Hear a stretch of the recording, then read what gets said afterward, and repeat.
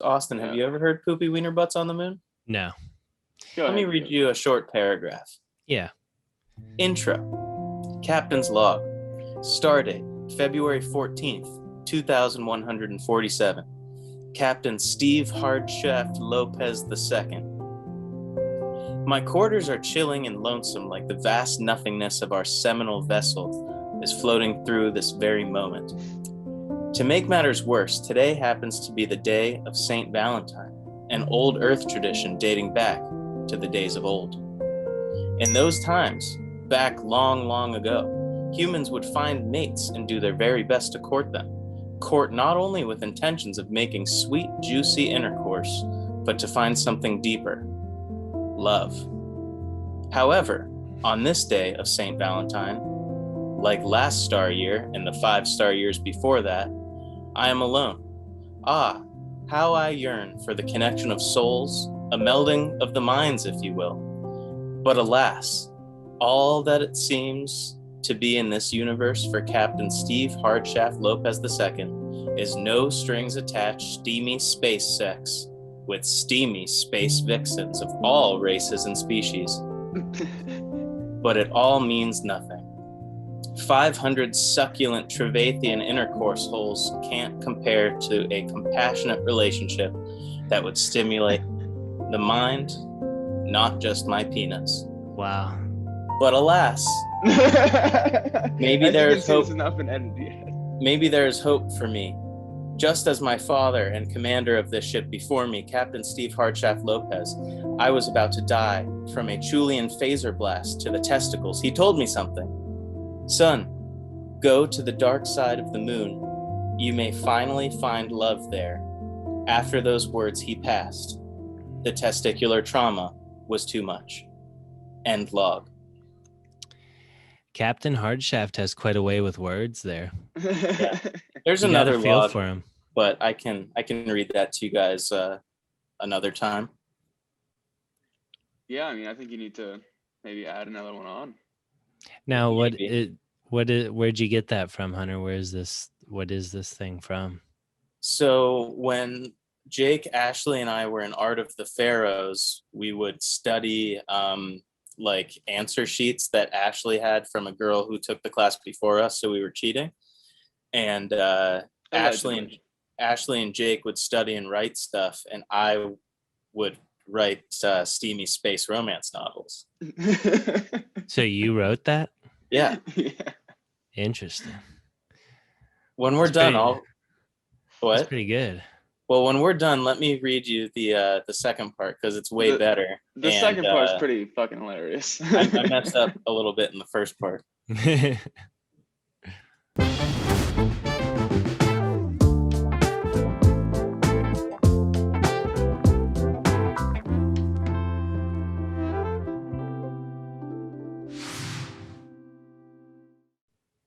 Yeah, it is pretty hilarious. So welcome to episode 38, the Legarius Sneed episode.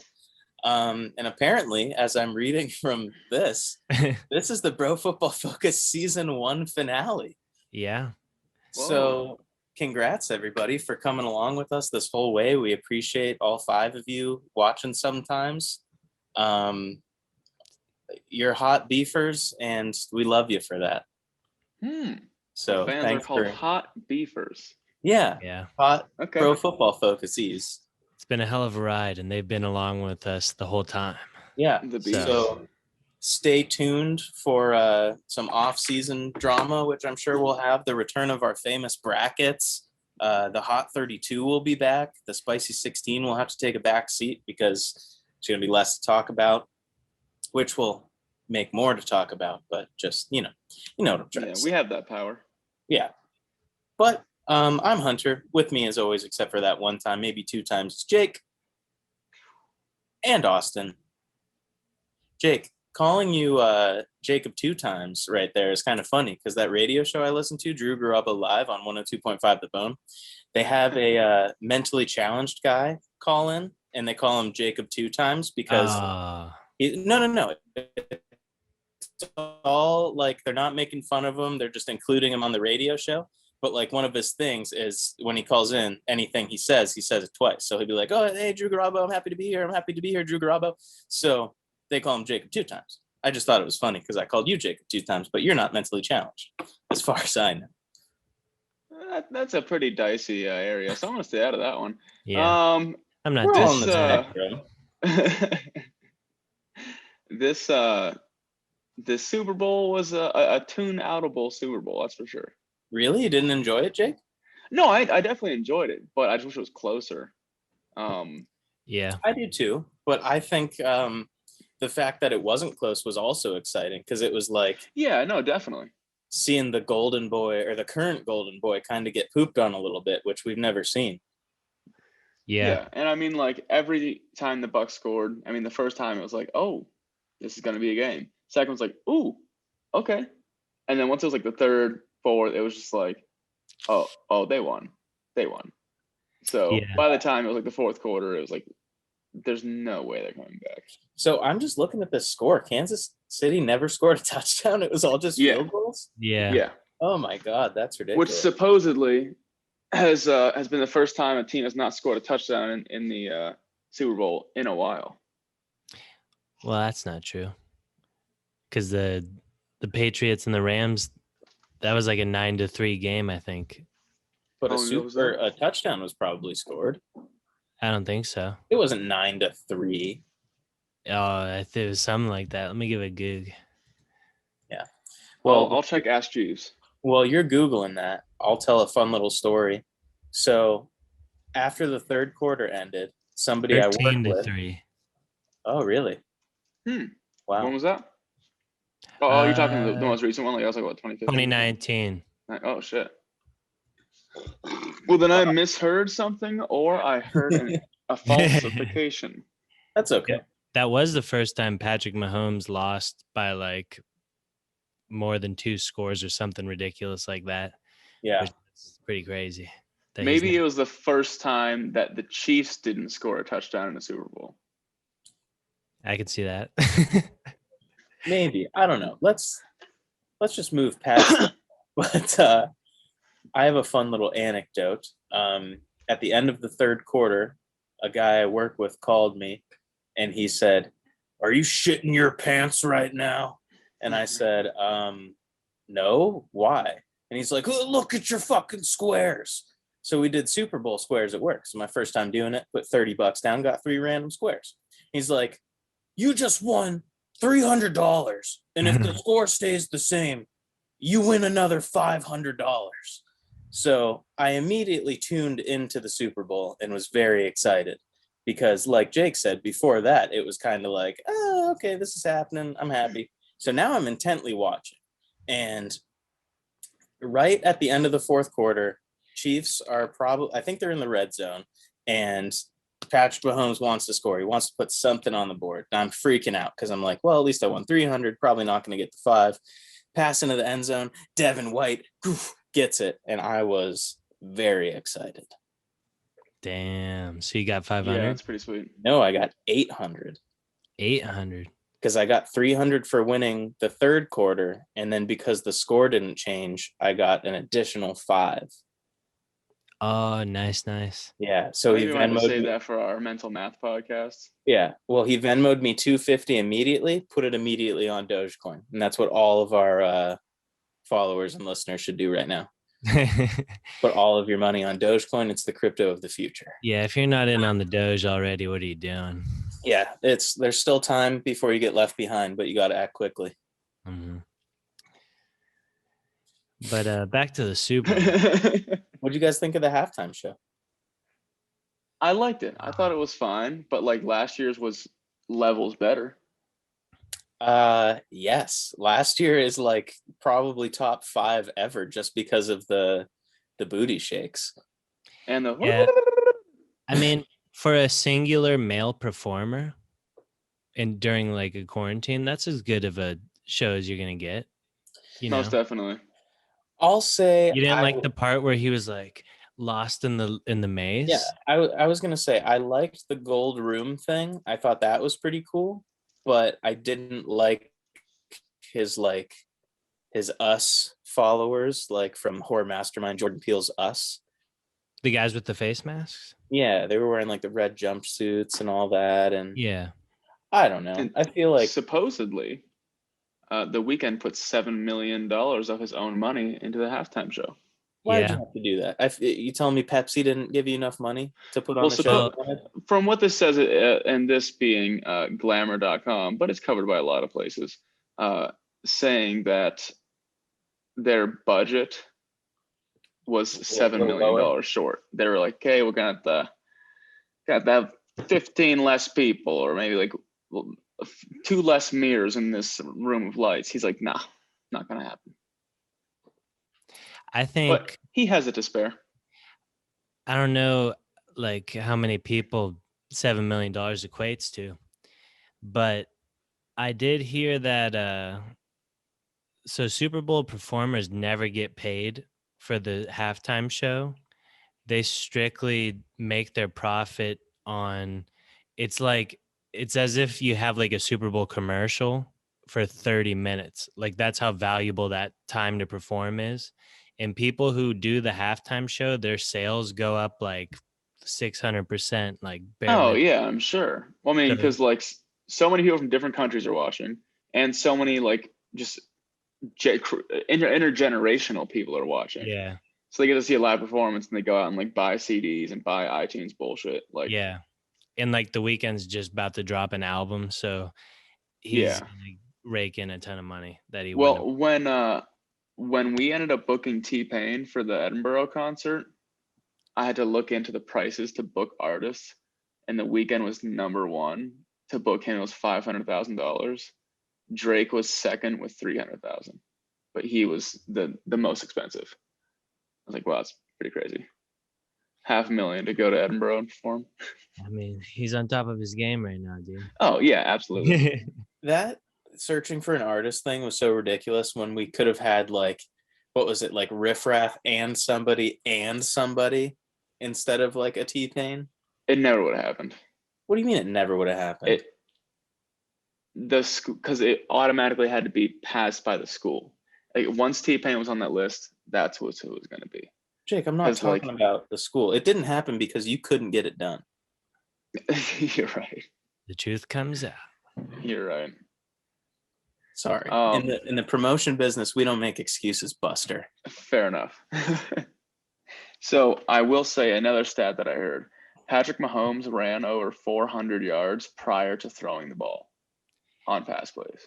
Yeah. It was like almost 500 yards he was spent just running away from sacks and stuff. Mm-hmm. Well, yeah, I think that game would have ended a little differently if the Chiefs had a healthy, complete O-line.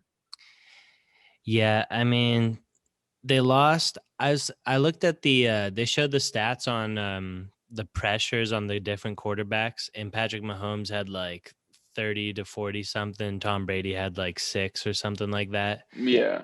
And it's like when you lose your left tackle, your right tackle's been out. I think their center, I don't know if he ended up playing or not, but I think they had 3 linemen out altogether. And then you're going up against Jason Pierre-Paul and Shaq Barrett. I think Shaq Barrett led the league in sacks last year. And then yeah, he is tearing it up.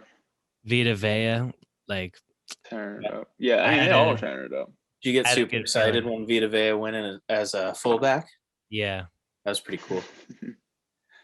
Now, I mean, I will say, like, even just the defensive play calling was really good because there were times where it was just like a small little play action, running back going out in the flat, and they send somebody off that edge because nobody's blocking him because the running back's going out for a pass, and like Patrick Mahomes rolling that way, or at least looking that way.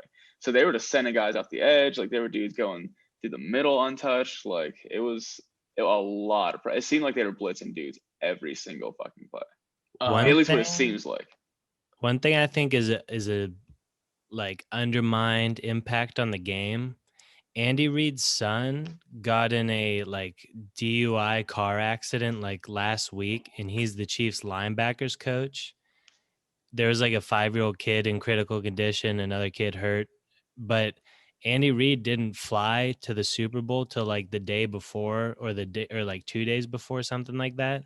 So I think this is his son's like second DUI, and he had like some kind of traffic offense where he like pointed a gun at somebody, and Nice. then his other kid had like a drug overdose or something a while ago.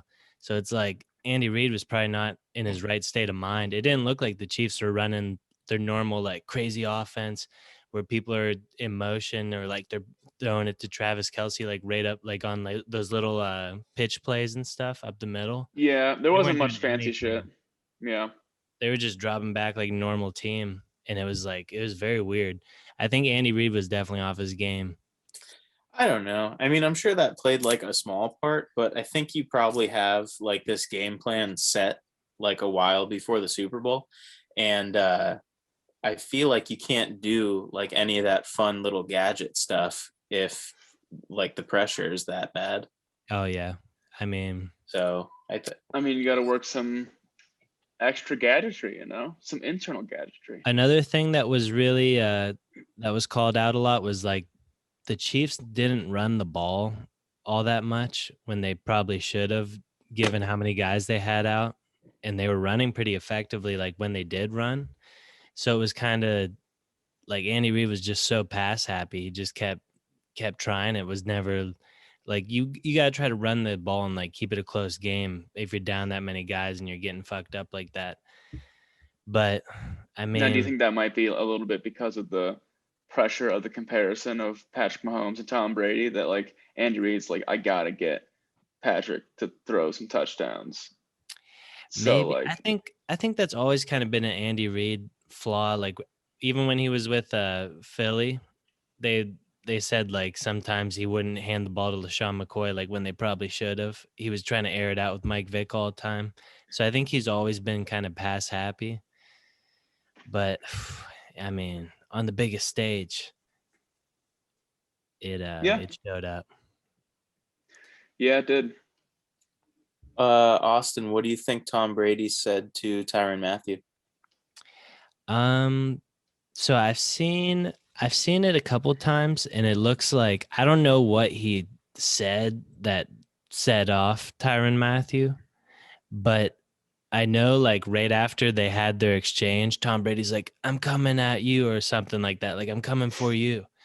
And then when he ended up throwing that touchdown to Antonio Brown, that was on Tyrann Mathieu, and Gronk was wide open in the back. He would have had a third touchdown, but he's trying to sauce up Tyrann Mathieu. Yeah, I mean, AB put Tyrann like on some skates. It was pretty bad, but he's Antonio Brown.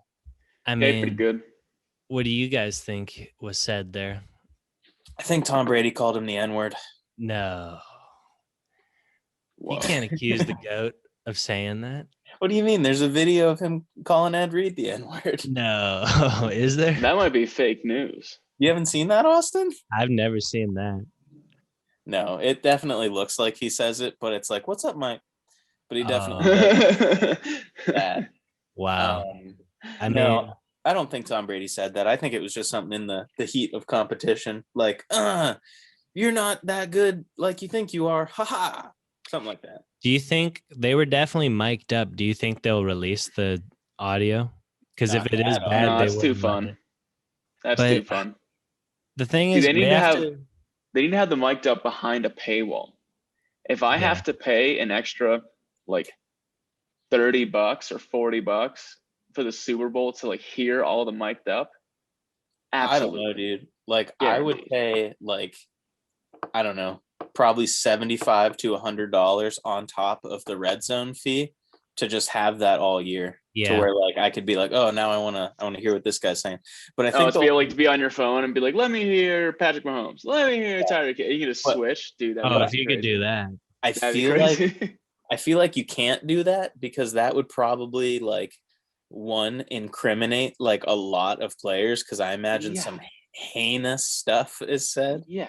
So you can't do that. And then also like I'm sure there's like Spygate stuff where you wouldn't want to be able to like hear the play calling and what's being said in the huddle. That's why, like, when every player gets mic'd up, they always tell their buddies, like, right away, like, "Oh, I'm mic'd up. I'm mic'd up. I'm mic'd up. I'm mic'd up." Yeah, dude, that's just so funny. They like announce it to everyone. Like, don't no be locker room talk. No locker room talk. But yeah, whatever was said, Tom Brady apologized to him apparently, but Tyrann Mathieu right after the game tweeted something about it and then instantly deleted his tweet. So it's like, was he lying about what he said? Because he knows.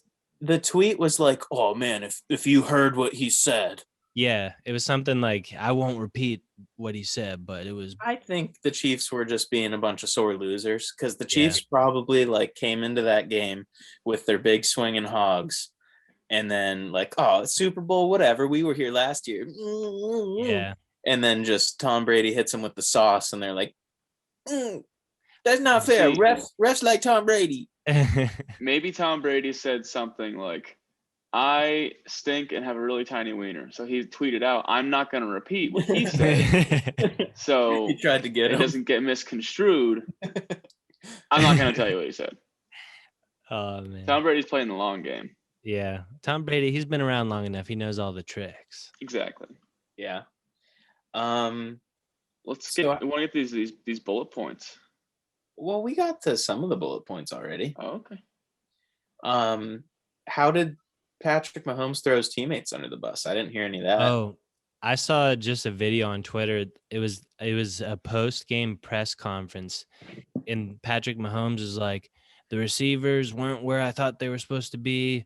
The offensive line, they held up at times, but they let a lot of guys through, and he's kind of like deflecting onto the teammates, which, you know, I mean, not entirely wrong. We all know that's the truth, but like anytime a quarterback's asked that, they should say, "We just got to get better." Exactly. Yeah, it's called tact. You can't say like, even if clearly, like, let's say one of the offensive linemen had like 10 holding penalties or something, and he let up like 5 sacks in that game. Patrick Mahomes can't be like, "Oh, Jimmy really needs to step it up." He needs to be like, you know, it's team effort, and it starts with me. That's what you have to say. We got to get more discipline. We got to get more reps. But you have to say possibly it starts with me.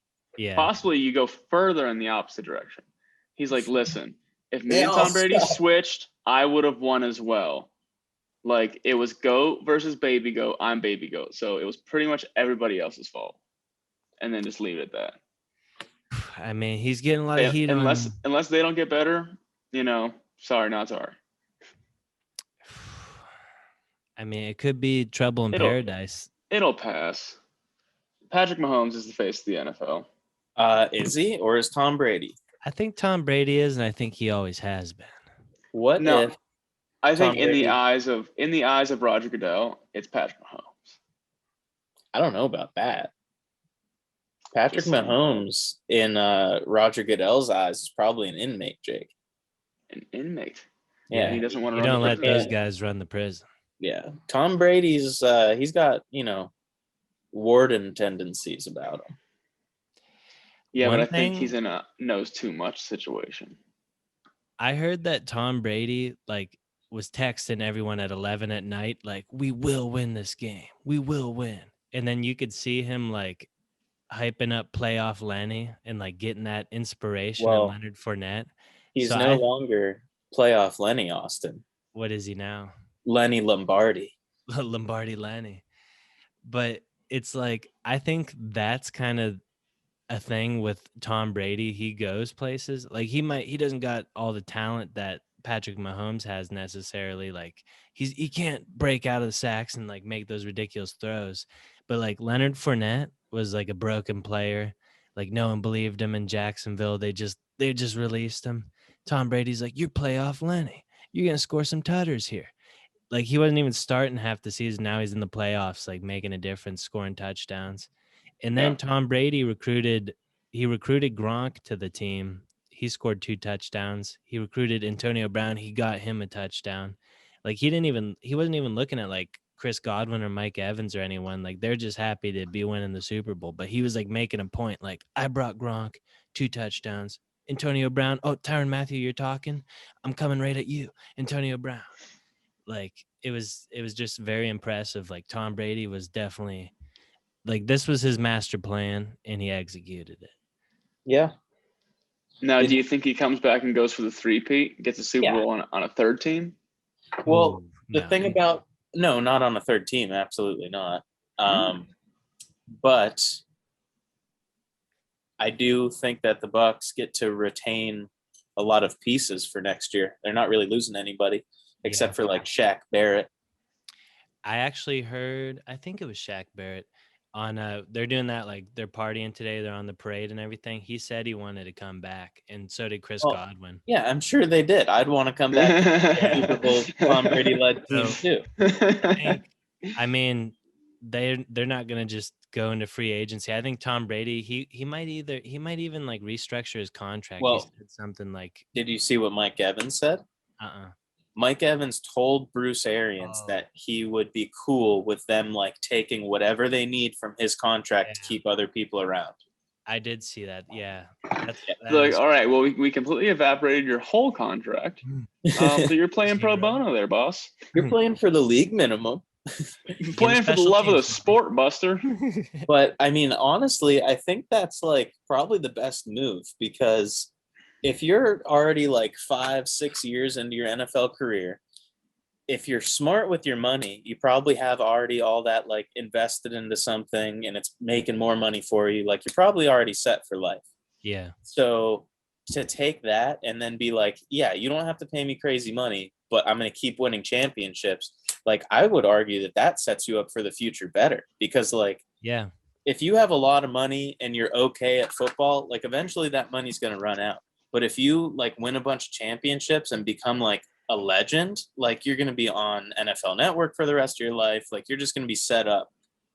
That's literally what Tom Brady did. Like he took like bare minimum contracts for most of his career just to win Super Bowls. Yeah. He's won so many. He's built his brand. And now he finally went to Tampa and got the $25 million, and he's got TB12, and he's making so much money on TB12. There was also some shady stuff in New England with Tom Brady's contract.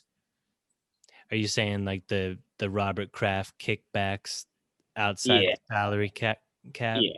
Like, I mean, that's one of the many conspiracy theories that I may believe in. Tom Brady was involved in some sort of like Robert Kraft's business where he just had to like sign off on something. And then if you actually like add that money, Tom Brady's making more money than any quarterback. I don't know. Oh, Tom Brady's the CFO for Gillette. Yeah. He's making a little, exactly. It's like, oh, well, past 10 years, why is Tom Brady like the 18th overall paid quarterback in the NFL? He's clearly the best. I mean, yeah, that may or may not have been going on, but we can't say for sure. I don't know. Listen, if you can work your way around the rules and beat everybody, I'm cool with that. Yeah, and I mean, is that illegal? I don't think so. Clearly not. And if you if he claims his taxes on it, then he's good. If you ain't cheating, you ain't trying, and eating ain't cheating. Speaking of scandalous events and stuff, how about Antonio Brown ends up winning the Super Bowl after this crazy offseason where he's chucking furniture off a 100-story balcony, almost killing people? No one cares anymore. He's sexually assaulting his personal trainer lady, and nobody cares. Beating up U-Haul guys. No one cares. Tom Brady let him stay in his house. He's a good guy. Yeah. If Tommy B gives you the seal of approval, Roger Goodell just lets you back in. But if you smoke some devil's lettuce, that is a pretty good card to pull in a sticky situation. Just say, actually, I'm Tom Brady certified. I'm like, I'm with Tom. Okay. I see. Tell him Tom sent you. Antonio Brown's path from this point on is he could go one way, and he could be like chilled out Antonio Brown, like, I love the game. Thanks for having me back. I'm just happy to be doing it again. And then he goes down that NFL Network path we were talking about. Or we could see a different diversion path where in, 5 years, we're talking about him like we're talking about Laurent Landry. Yeah. Yeah, I'm hoping that Tom Brady is having some like legacy conversations with him. He probably is. I would hope so. I don't know like what you can say to someone with that severe of CTE. Yeah. But I'm sure whatever Tom's saying is better than what Big Ben was saying. Yes. Probably. Big Ben's like a bad dude. Yeah. He rapes people just by pulling his wiener in the zipper hole. And I mean, Tom's probably having him do like the TB12 method, and fucking Big Ben just like, dude, let's just drink some beers and eat some Permanis. Like, Found out if you eat enough avocados, it reverses the CTE. Like he's like sharing this with Antonio Brown. it's French fries on the sandwich. She was like, what? Drew Garabo from Drew Garabo Live on 102.5 The Bone did the TB12 method all week.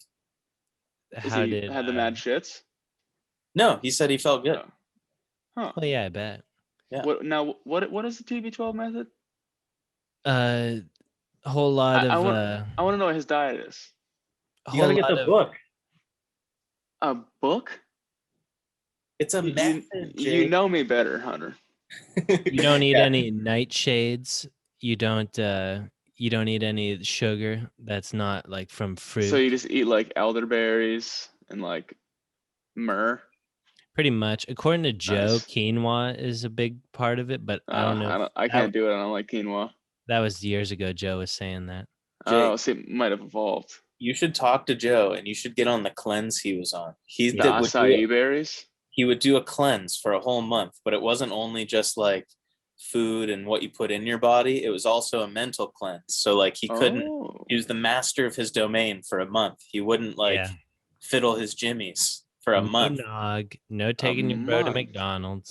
But Jake, after this month, Joe will tell you that he could shoot right through like 4 pieces of 2-ply. Yeah. 8-ply.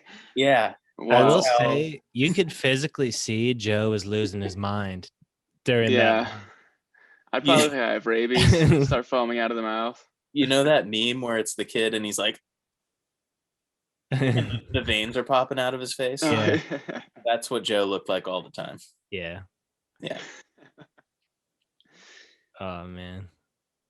But, all right. So Tom Brady's coming back. We all know that. Yeah. Said he wants two or 3 more, something like that. I mean, at this point, I think it can totally happen. He's 43. He said if somebody said they're going back next year, then it wouldn't really surprise me. Well, I mean, I don't like, okay, so if you can make the throws and if you have a clean pocket, why not? And Bruce Arians said that Tom Brady would be like, hey, like my shoulder's sore. Can I just not throw Wednesday? And Bruce Arians would be like, yeah, sure. Hey, Gronk, why don't you take Wednesday off too? So like they're just literally well rested. Like Tom Brady doesn't need reps. Tom Brady has more reps than anybody. Mm-hmm. If you just rest his shoulder and he only throws during the games, he's zipping it. He's like, I don't really feel like today there, crabs. Sean Payton's got Drew Brees throwing 80 passes in practice with a torn rotator cuff. Yeah.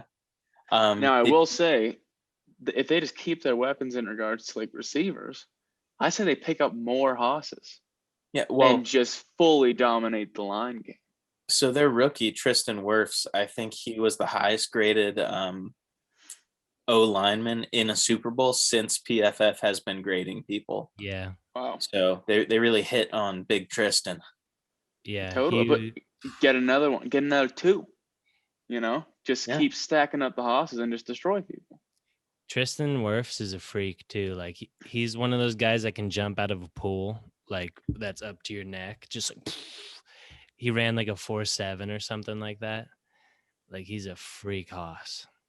Yeah. But I think Tom Brady was like, hey, give me a hoss. We got these weapons. I'll bring Gronk in. He's like, hey, hoss, come on. Yeah. But no, I mean, I don't see why he would leave anytime soon if he's still doing it at a super high level. Did you guys see the stat that it's more likely for Tom Brady to go to the Super Bowl than Steph Curry to hit a 3? Yeah, that's fucking ridiculous. Wow. And Steph Curry, I've seen him hit like 93s in a row. No, that's like, definitely one of those, like, you can make numbers, say whatever you want statistics, but like it's still pretty weird to think about. I mean, think about, there's only been 55 Super Bowls. Tom Brady's only been playing for 20 years, and he has 7 of them. And he's been to 10. Yeah. Like, that is remarkable. One person, Tom Brady, has more Super Bowls than the Steelers organization. I mean, no organization has more than 7, and Tom Brady has it by himself. Well, I thought the Steelers had 6. That's what I'm saying. Like he has nobody has what Tom Brady has. I know, Nobody. that's what I was saying. And then, but I do think Bill Belichick might have 8 or 9 because he was with the Giants when they had Lawrence Taylor, won 2 Super Bowls. I'm pretty sure Yeah, but he wasn't like a head coach. he was a defensive coordinator. I'm not a big Bill Parcells guy. He's an assistant athletic trainer. But so what do you guys think? I saw someone say, so with the Brady Belichick thing, I saw someone say like, oh, well, if Belichick could just leave and pick whatever team, he would have won a Super Bowl too. Like if he could have just picked like the Bills or the Bucks or the Chiefs, like he could have went all the way. It's a valid point. I don't know how valid that is. I think it's easier for Tom Brady to step in and do that because Tom Brady, like, he's actually doing stuff. Like, he's actually making stuff happen. Bill Belichick stepping in somewhere, he has to be like, he has to corral all of these people, and he's responsible for everybody. Like, Tom Brady goes in, he's immediately respected. People are like, oh, shit, I get to play with Tom Brady? Like, I don't know. I still think he would have the same respect, but also just like players, like teams don't trade players and picks for coaches. Yeah, they do. Well, not today. When does that happen? John Gruden was traded for something, I think. Oh, because the Bucks had his rights or something? I don't know. I think John Gruden's the only coach who's ever been involved in a trade. Okay, so they don't. You could say they don't do that. But with that argument, I definitely see what people say. Like Belichick, I think if you put him on any of these contender teams, they would probably win a Super Bowl. But I also think when Brady left, Gronk came out of retirement to play with Brady. Antonio Brown wanted to play with Brady, and no one else could get him to even be a normal person. Like he was on borderline going to jail every week. Like all these people came to the Buccaneers, and the Bucks were 7-9. They weren't like a super great team, but they did have Jameis throwing 30 picks, and their defense was really good. But so, and then New England, like Matt Stafford said, he didn't want to go to New England. Like a bunch of people don't want to go there because it's like you got that crazy tight regime and Belichick's dick, and then Tom Brady's not there anymore. No one buys into it really. Like what I'll say is, I don't think, like, if the roles were reversed, if Bill Belichick went to Tampa without Tom Brady, I don't think they'd be in the Super Bowl. With who is their quarterback? With Jameis Winston. With Jameis. Yeah. Yeah, I don't know. I think they could have, but I don't know. Yeah, I don't know if they get past the Saints or if they get past, because Belichick's not an offensive guy; he's just a defense. Yeah, I don't know. And I'm a firm believer that like midway through the season, Tom Brady just like that's why I don't think Bruce Arians should be in like Coach of the Year talk or anything, because I think Tom Brady was doing most of that. Did you see the quote Bruce Arians said right after the game? They interviewed him. He's like, don't ask me. He's like, I didn't do anything. He's like, you talk to Tom, you talk to Byron Leftwich. He's like talking about the other coach. He's like, I didn't do anything. Well, I think he really literally sat back and just like, I think that's more of a PR thing, because I think, and it is good, but everybody's super hard about the Bucs staff being so diverse, which, like I said, is awesome. But I don't know. But do you know what I mean? You do have to admit, like when you get Tom Brady, you get a player and somewhat of a coach. There were definitely times that Tom was like, "Go fuck yourself. I know what is good for us," and then capitalizes. Well, you saw like early in the season, Bruce Arians was calling Tom Brady out and saying like he's making the wrong throws and stuff. And then something happened where all of a sudden Bruce Arians just like sat back. You didn't hear any quotes from him at all. And then Tom Brady, like all of a sudden the offense looked like New England, where they got Leonard in the backfield. There's single like I formation, like single back formation, 2 tight ends, just like in the New England days. Yeah. It's like Tom Brady knows.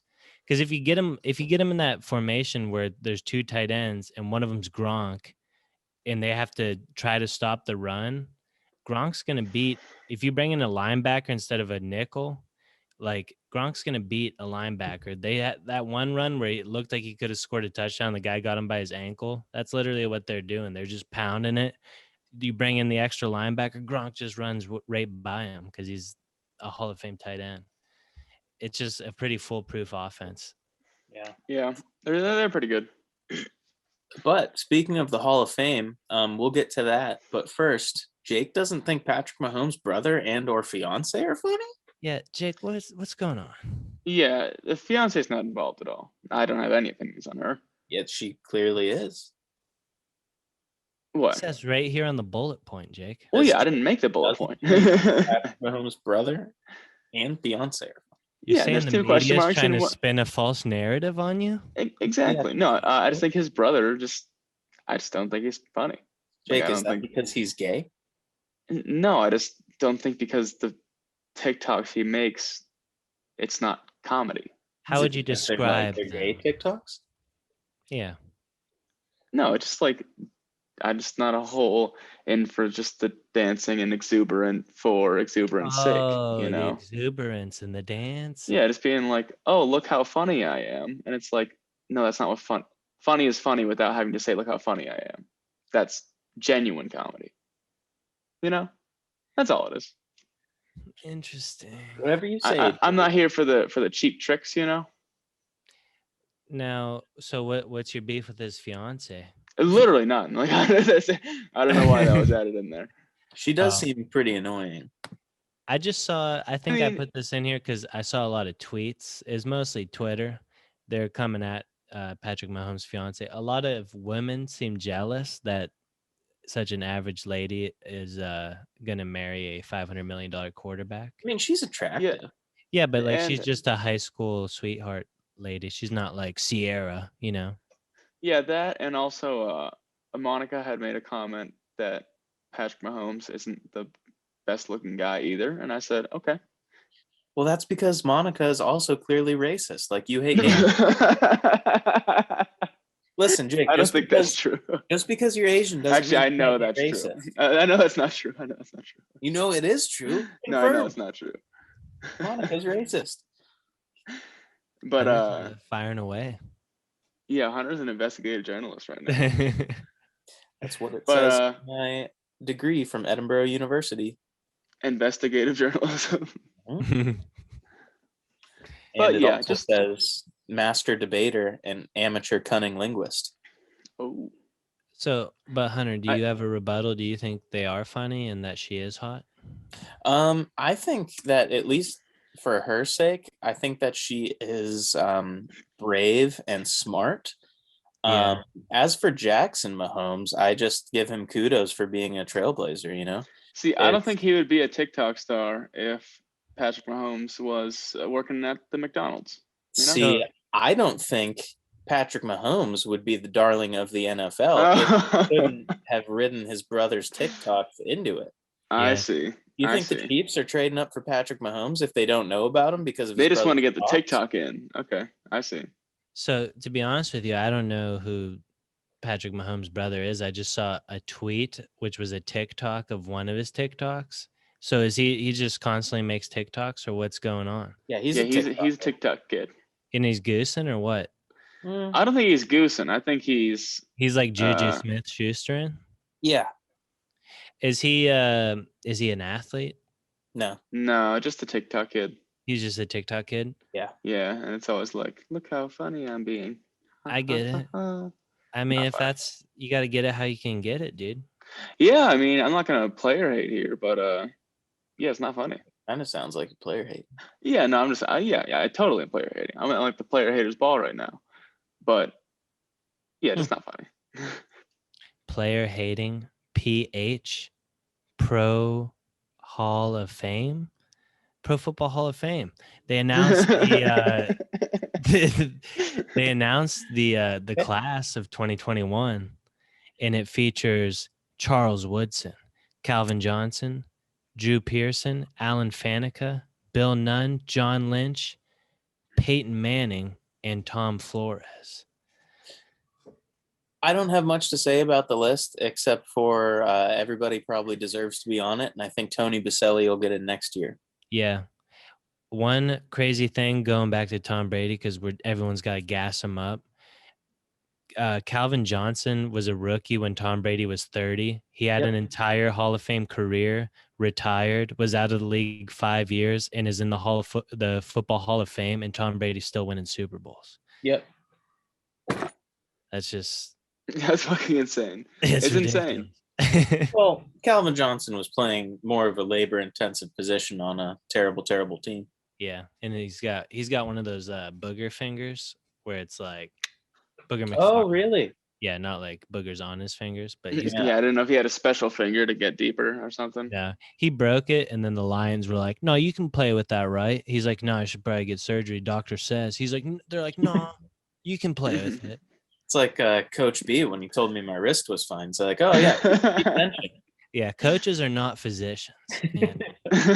You should always listen to the medical. That could be on a shirt. Coaches are not physicians. Yeah.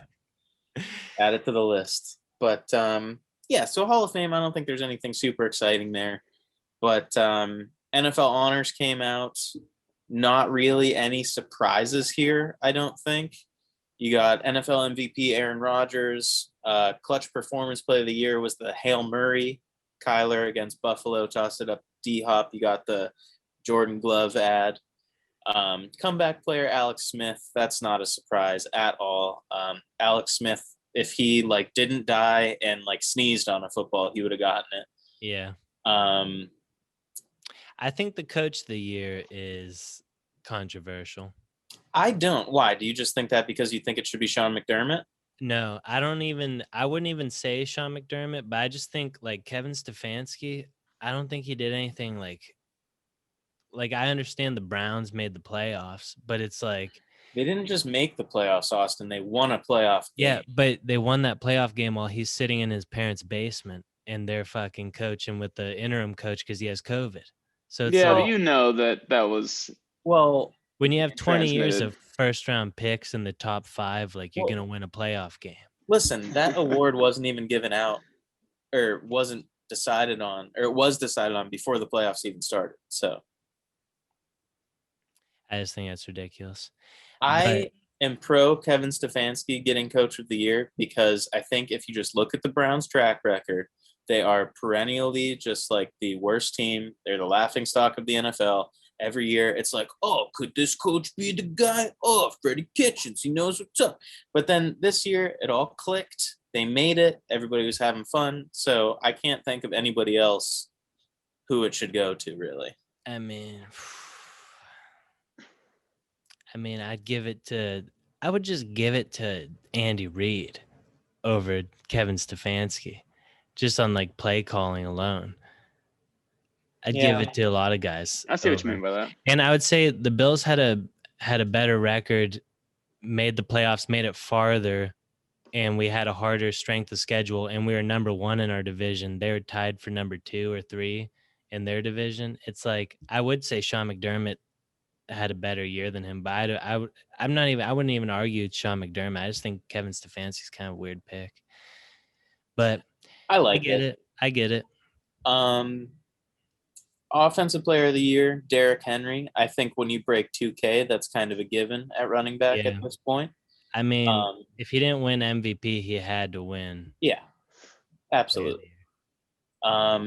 Defensive Player of the Year, Aaron Donald. This one is a bit contentious because if you look at this list of statistics right here, it kind of seems like TJ Watt blows Aaron Donald out of the water and he played one less game.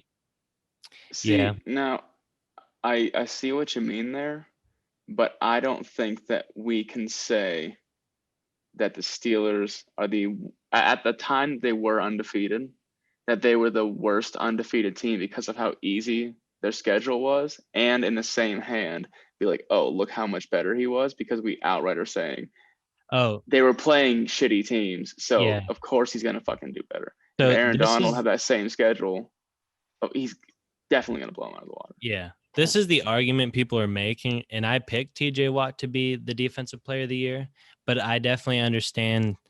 Like, I think when you compare an outside linebacker versus a defensive tackle who gets triple, double teamed like every single play and still produces similar stats. It's not even like they're not even playing the same game. Like Aaron Donald is literally getting Quentin Nelson and center and the guard. Like he has the highest triple team percentage ever. And PFF said he had the highest like pressure rate by far, like astronomically ahead of everyone else. So I mean, I get it. And you don't see TJ Watt getting double tripled every fucking like. Yeah, he might you get a have- tight end chipping him, but he doesn't get two dedicated linemen who are built to block every single Yeah. play. Like Yeah. Aaron Donald is never not double teamed, and if he is, he's gonna make the play. So it's just stupid not to. But yeah, I definitely understand Aaron Donald, but TJ Watt had a hell of a year. Totally, Definitely and not to could- discount that at all. I mean, You because know? the numbers don't lie. Like clearly, numbers are numbers. Yeah. But Joe's. You guys definitely swayed my opinion on that because I was just looking at these numbers, but I didn't even think about strength of schedule or the fact that they do play two completely different positions. Yeah. But okay. So yeah, TJ Watt sucks. little baby full of poopy diaper. Yeah, baby Watt. I'd rather have Derek Watt. But Ooh. yeah. Make One that thing a you can't soundbite. really argue against is the NFL Defensive Rookie of the Year, and that's Chase Young. Yeah, no surprises. Yeah. I mean, yeah, No top surprises. defensive end in the league already, one of the top. We got offensive rookie Justin Herbert. I think the only way that could have been, well, I mean, no, that is contentious. I think a lot of people thought Justin Jefferson. Yeah, Because Justin Herbert really didn't like win anything, and Justin Jefferson finished like 5th in receiving Yeah. or something like that. So But Justin definitely- Herbert was really close a lot of the times. yeah. that doesn't matter.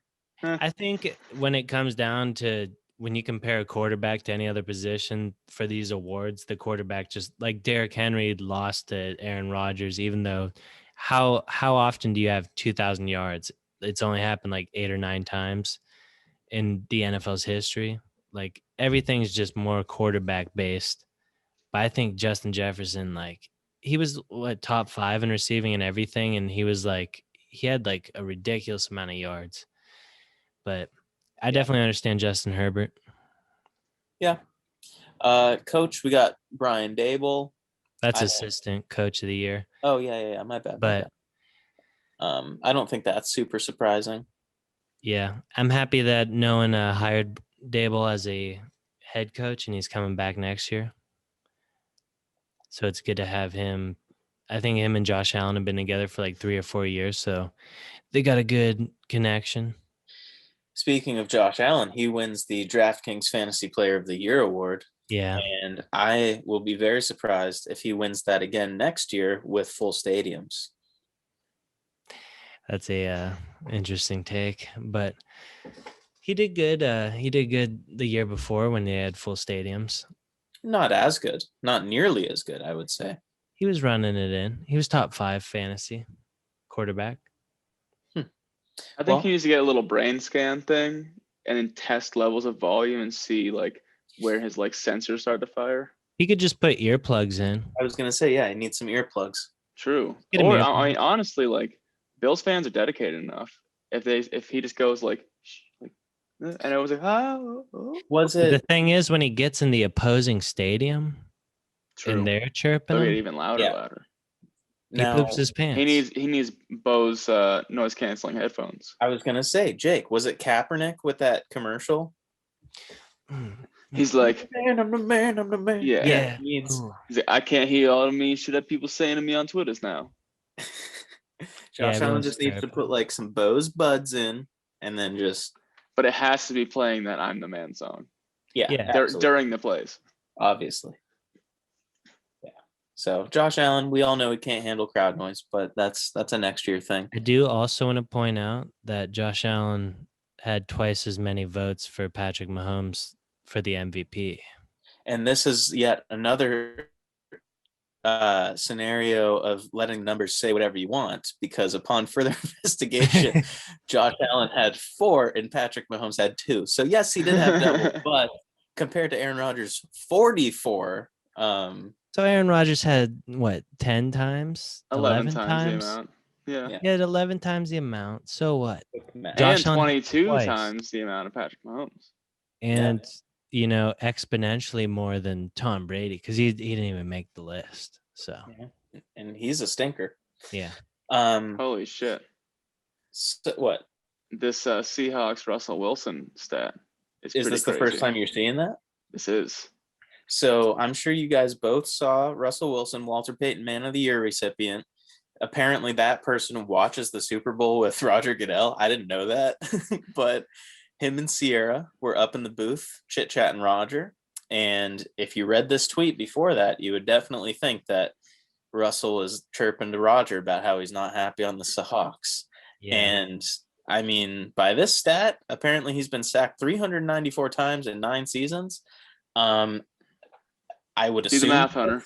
that's more than the average. And seems like Russell Wilson might want out.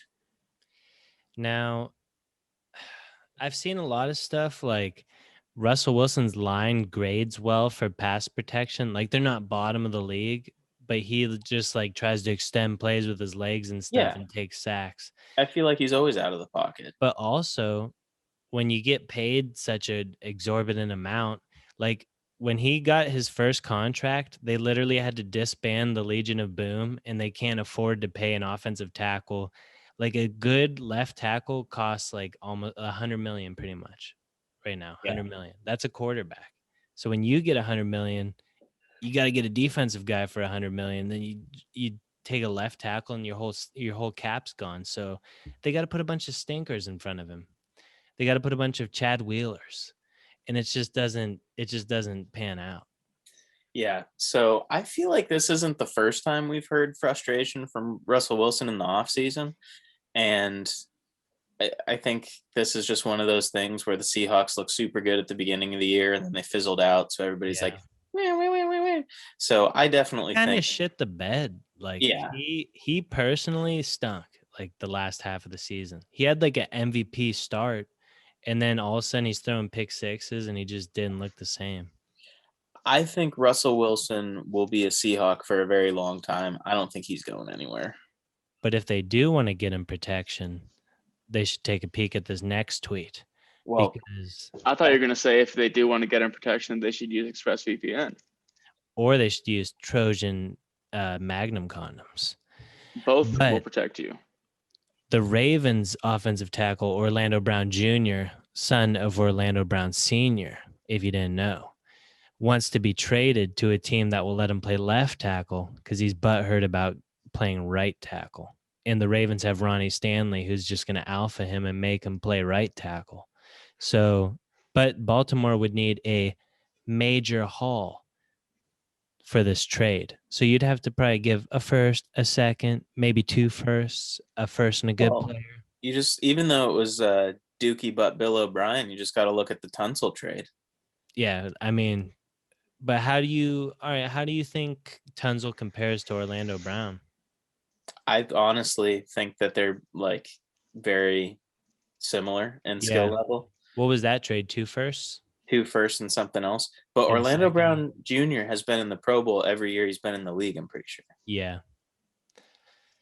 I mean, that'd be a hell of a player.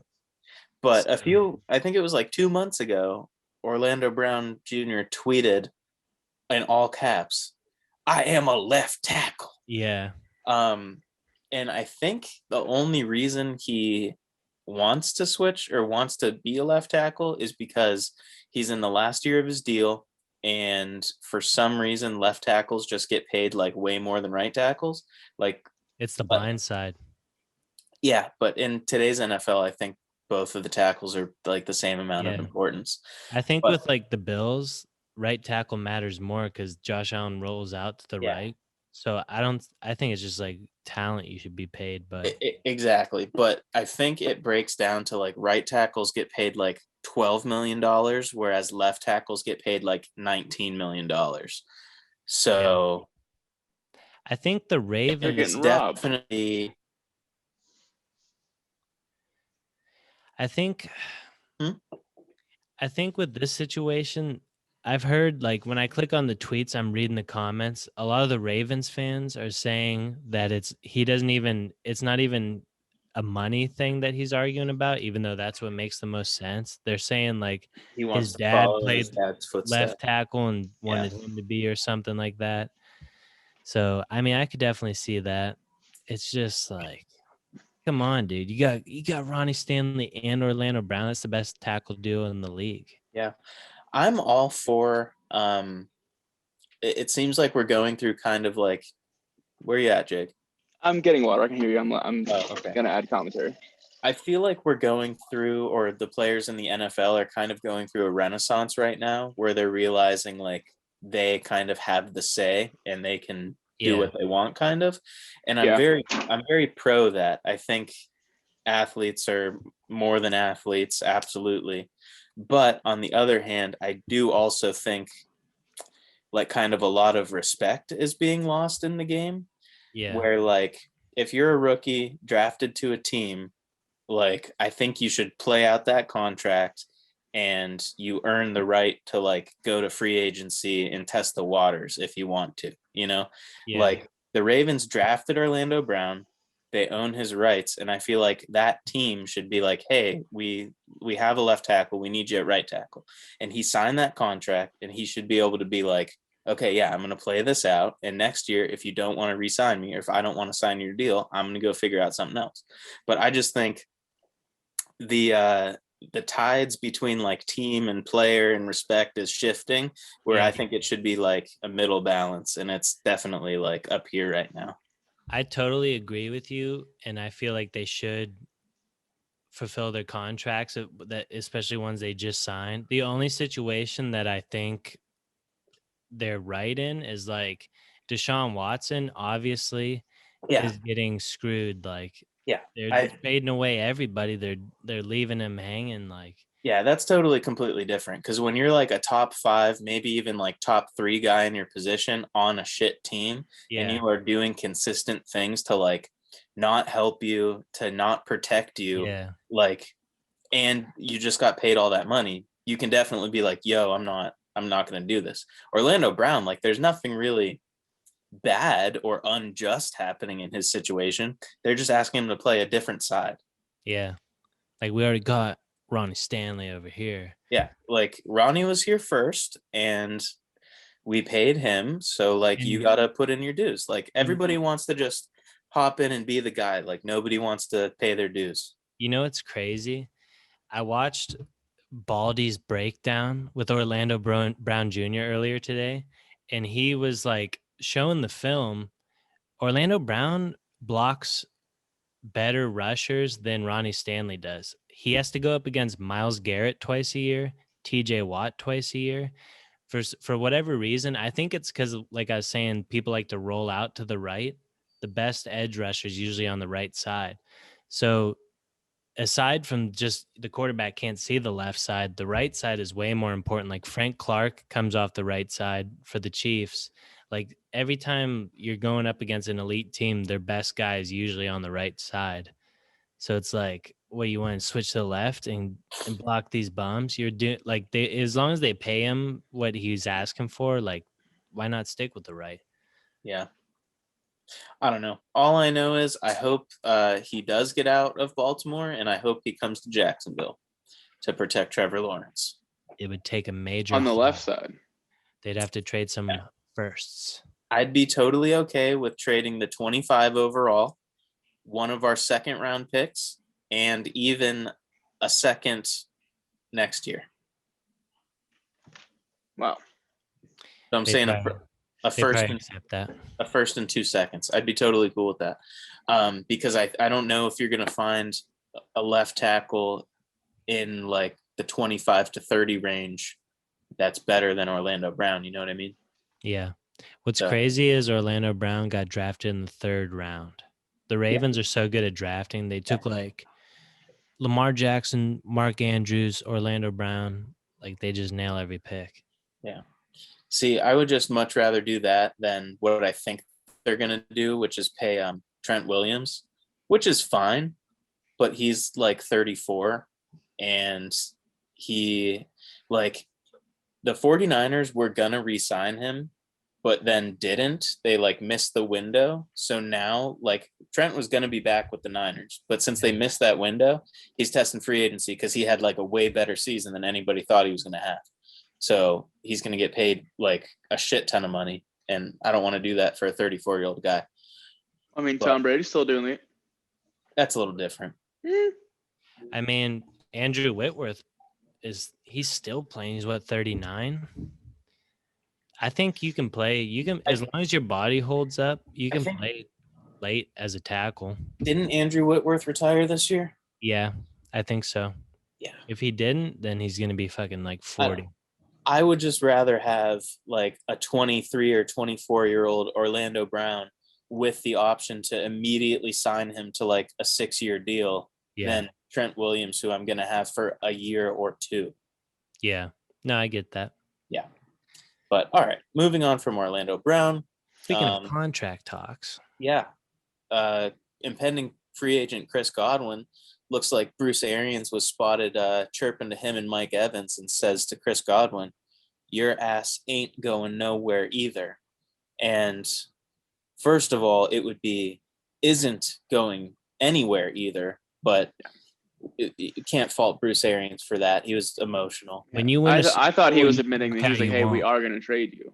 Yeah. That's what I thought at first. Oh, you're saying he's double negative. Yeah, I thought he was like, hey, you ain't going nowhere. So See he's you saying later. you're going That's what I- somewhere. yeah, that's what I thought. But yeah. So Yeah, looks like Bruce he's wants still to there. keep the team together, which, as we were talking about, I think that's a pretty good idea. He either wants to keep them together or he's playing cryptic mind word puzzles, which he does like to do. So You ain't not going nowhere. Hey, Question boy, mark? you ain't not going nowhere. Don't you worry about nothing now. But I don't know how you have the cap to sign Shaq Barrett and Chris Godwin unless everybody's taking like low deals to keep the band together. Yeah, Tom will convince him. Yeah. They'll do whatever Tom says. Leonard Fournette went on a little Twitter tear today during the Tampa Bay boat party. His best one, in my opinion, is this one right here where he says, it's so hot out here, the sun got me seeing things. I thought JPP had all his fingers just now. Another one that we don't have in here, but I know he's like, that JPP different, man. He's sacking quarterbacks out here with 7 fingers. Yeah, he said he's sacking they ass with 7 fingers. You know, the Bucks are just having the best time right now. Yeah, totally. Because not only are they having like a Super Bowl parade, but it's in Florida on like a boat. It's yacht. in Tampa. Yeah. That's why I was so worried about the Bills in the playoffs, because they were just having so much fun together. And I think that's how you win football teams. Like, you get the fundamentals down. Yeah. Are the strip clubs open in Tampa right now? Oh, yeah. Sure. I wonder how much money they made off the Bucks. I think Probably Florida is kind of like Texas, and I think everything's open down south. Yeah. Specifically in Tampa, Jake, you could throw a rock in any random direction and hit a strip club. Wow. But you could even be standing in a schoolyard of an elementary school. You throw a rock as a strip club. If you got the arm. There's strippers stripping on the monkey bars. I didn't do any research into this tweet, but if it's true, it seems kind of crazy. So Tom Brady has played.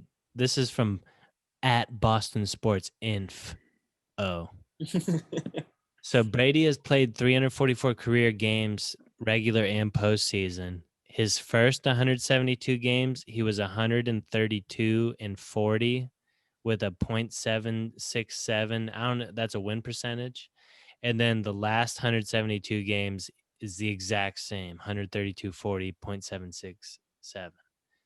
So it's like Tom Brady's just doing the same thing. That's Is nuts. he a reptilian person? Maybe. His face did change quite a bit over the years. But what I will say, Boston Sports Inf, they're not even verified. So I don't know if we can trust this tweet. We'd have to do I some don't think independent people from research. Massachusetts are good at math either. I believe it, though, because I think even if Tom Brady was better earlier in his career, the NFL has become a lot easier. Like Big Ben just fucking threw for 5,000 yards. Like last year or the year before. Like the NFL is a lot easier to pass in. So even if he degraded slightly, it's becoming easier and easier to pass. So his stats are going to be, he's going to be able to win more games. That's just how it works. Offensive league. I mean, but Big Ben did give up pornography, so He might be that's back on the extraneous. nog. I heard assume so. anything. Yeah, I'm just gonna assume that Big Ben just took up all the bad shit back. I hope Big Ben Like, comes back He's next probably season. smoking Newports. He's Yeah. probably been at Permanis for the last since their playoff loss, and they're like, hey, like it's still takeout only, but you live here now. He's probably spiraling. So we have conflicting reports about a Cardinals defensive back, former LSU standout Patrick Peterson. Bleacher Report Gridiron says, barring a significant change of stances, Patrick Peterson and the Arizona Cardinals plan on parting ways, making Peterson an unrestricted free agent. But then Around the NFL says, Patrick Peterson rips report of departure from Cardinals as dirty rumor. So, I don't know. I definitely think they should let him go because he's kind of old and stinky now, and it would probably be a nice cap relief for them. Yeah. Didn't Jamal Adams have a similar situation where he's like, oh, that's not true. And then he tries to like clock into work and they fucking locked him out of the doors. I don't know. Yeah, that definitely happened, dude. There's a clip of him like going to jet. I think they were doing Hard Knocks that year. He's going to like badge into the door and he did it. He's like, oh shit, they must have changed my key. And then they traded him that day. Wow. And they like took all his credentials away. I feel But like he was tweeting before that. He's like, "Oh, they're not trading me. They're not trading me." I don't know, because I feel like Jamal Adams was pretty like pro get me out of here at that time. I don't know. He Like definitely beforehand, he was like, "No, I'm a jet. I'm the sheriff." Blah blah blah. Yeah. But then when like right around when he got traded, it was like, yeah, I'm out. But it's another thing. Like, you never know what the GMs, what phone calls they're getting, and they're not going to tell you because they're getting fielded offers all the time, and they don't want you to be pissed at them for listening in. Because at the end of the day, they're businessmen, and you're just a piece of their assets. Yeah, it's a business. You're just a cog in the machine. Yeah. But I would, even though Patrick Peterson's getting stanky, I would like him on the Bills for a decent contract. Yeah, he's an upgrade over Josh Norman for sure. Yeah. Jake, you want to read this next one since you have a problem? Does I have a problem? Yeah, with this type of stuff. What? Just give it a read, Jake. You just you're a resident bigot. Popcorn, Jake. Okay. That was very unwarranted and out of nowhere. But I'll read it because I'm a team player. So Ian Rappaport quote tweets, I think it's called, on the Twitters, says, "This is fascinating and congrats to Jack Brennan on coming out." And he quote tweets Joe Poznansky, says, "Jack Brennan was one of the most respected and beloved PR directors in the NFL. He kept his secret close. Quote, all throughout, I was secretly a crossdresser, a guy with a visceral and sexual urge to wear skirts and high heels and play act as a woman," end quote. And there's a link. So I don't have a problem with that at all. But my question is, what is Ian Rappaport implying? Because it seems like he's implying that this Jack Brennan is gay, and I don't see anything about him being gay in this. Congrats on him coming out. That's one coming thing. out as a cross-dresser. I guess, but I mean, everybody's cross-dressed here and there. Now, well, there's nothing wrong with letting your hair down and having a good time after a hard week of work. That kind of leans to another thing. So just because he wears high heels and a dress means he's a woman? And what is play act as a woman? Well, no. So he's going to crack one of those things open? I mean, I think it seems like a dicey situation. Jake, the quote in this Jack Brennan's words was that he had a sexual urge to wear skirts and high heels and play act as a woman. So nothing is being inferred there by Rappaport. So what gets him juiced up? Just wearing the heels and the dress, or what? Or is he trying to get fucked? And No. what's the play act is he doing very women specific things? He's Is he- probably in the dress and the heels, and he's like, "Oh, hello, I'm Jane Brennan. Nice to meet you." You know, that kind of stuff. Why is Well, his Going to like an it's all voice fine women's have to book to you be right club. now. high pitched? What? You don't think a woman could Yeah. have a low pitched voice, Hunter? No, they In can. But 2021? I think that Jack Brennan, when he gets his visceral and sexual urge to wear skirts and high heels and play act as a woman, he probably pops the octaves up. Yeah. Well, he sounds like a very courageous guy and Yeah. smart and funny as well. Go And Now- Jack Brennan. proud of him. I will say, when you quote, whenever you're quoted, or even just saying it, I feel like once you use the word visceral to describe your sexual urges, Yeah. like it breaks through another level. Like, you Like, know, it's some freak It's shit. past fun because Yeah. visceral sounds like you're just like, oh fuck, Like, oh, gotta get my nut. It's like Jake, 5:25. I got 5 minutes left. Come on, Jake, I'm going to ask you a question, and I want you to answer with yes or no. You can't explain anything. I just want a yes Okay. or a no. I okay? love no context. Have you ever had a visceral sexual urge? Yes, I think everybody has. Yeah, so what's your issue? Yeah, what's your issue, No, dude? I'm just saying, but with that, Jake would never describe it like that. yeah, it's like there are maybe a few things that I would really have to think on. That I'm like, okay, that was a visceral sexual Like, urge. there's a difference between saying, I'm fiending for some cheeks, dude, or like, I got a And visceral I have a visceral I'm urge. having a Crush, visceral boys. urge. Yeah, like it's a big difference. But you know, So, I think we should pop fiending for cheeks on a shirt. yeah. Yeah, we Fiending have a for whole cheeks. wardrobe coming. No, I'll just say my first coital experience was quite visceral. Interesting. Yeah. Are you trying to detail it or what, Hunter? Are you No, just that's all right. Say that I'm for not- our visceral sexual urges podcast. Yeah, the visceral sex pod. the VSU? Yeah. But boat parade, Tampa Bay stuff. There's several videos of Gronk literally throwing the Lombardi trophy from his boat. which No, was it's nice. Tom Brady throwing the trophy. I know, that's Yeah. what I said. You said said Gronk. Gronk. Oh, okay. I apologize. Several videos, several different angles of Tom Brady on his $2 million boat with his family. Like Tom Brady was on the nice family-friendly boat. Yeah. There's a video of him tossing the Lombardi trophy to the party boat, which featured like Gronk and Mike Evans and Chris Godwin and Scotty Miller. But yeah, just pretty crazy because I get he's Tom Brady and he can toss stuff, but like that trophy could very well be at the bottom of a lake right now.